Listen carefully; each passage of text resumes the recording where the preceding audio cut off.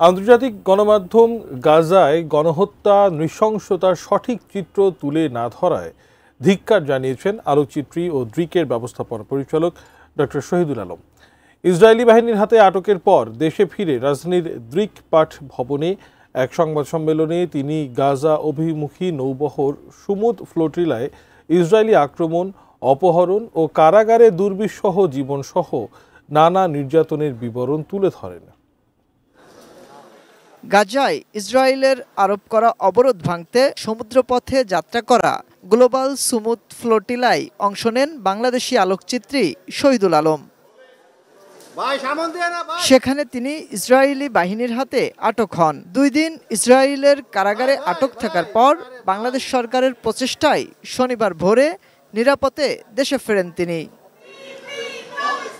Antibacterial additive যুক্ত সেরা water tank বিশুদ্ধ পানিতে ব্যাকটেরিয়া জন্মাতে দেয় না। বিকেলে পান্থপথের দ্রিকপাট ভবনে সংবাদ সম্মেলনে শহীদুল আলম জানান, গাজায় পৌঁছার আগেই নৌবহরে আক্রমণ করা হয়, সৃষ্টি হয় ঝড়, মোবাইল ফোন, ল্যাপটপ সহ বিভিন্ন কিছু ফেলে দেন সমুদ্রে। 50 জন খানিক ছিল, কিছু নারীও ছিল। পুরুষরা পুরো কমব্যাট গিয়ারে, মেশিন গান, এক একজনের এক এক রকম machine gun, sniper bullet, laser bullet আলাদা ছিল। এবং সেই সময় আমরা দেখি যে আমার উপরে এবং হসিমের উপরে ওই লেজার পড়ছে।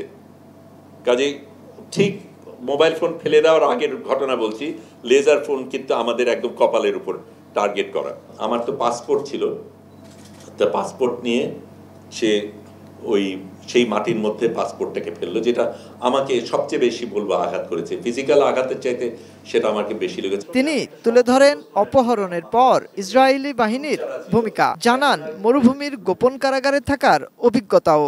আনুমানিক 2 ফুট বাই 5 ফুট একটা কক্ষ, তার মধ্যে আমরা 4 জন বসে লোহার ইসের মধ্যে, প্রচন্ড ঠান্ডা। পরে আমরা জানতে পারি যে ওদের সবচাইতে টপ সিকিউরিটি জেল, একদম মরুভূমির মাঝখানে একটা জেল আছে, সেইটাতে আমাদের রাখা হয়েছিল। আমরা অবশ্য আগে সিদ্ধান্ত নিয়েছিলাম আমরা হাঙ্গার স্ট্রাইক করব, আমরা খাইনি।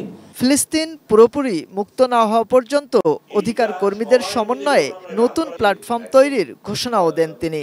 যেহেতু গ্লোবাল লিডাররা করবে না, আমরা অ্যাক্টিভিস্টরা কিভাবে করতে পারি সেই লড়াইয়ের প্রস্তুতি আমরা নিয়েছি। সেটা বিস্তারিত আলাপ আপনার সাথে করব না, কিন্তু একটা ব্লুপ্রিন্ট আমরা করে রেখেছি। গাজায় হামলা নিয়ে আন্তর্জাতিক গণমাধ্যমের বিতর্কিত ভূমিকার নিন্দা জানান Shahidul Alam. Social media that might be watching, firstly I should say shame on you. Shame on you for being complicit in genocide. Shame on you for aiding and abetting the genociders. And shame on you for not being on the flotilla when that was an opportunity. Mahadi Sekendar, ATN News, Dhaka.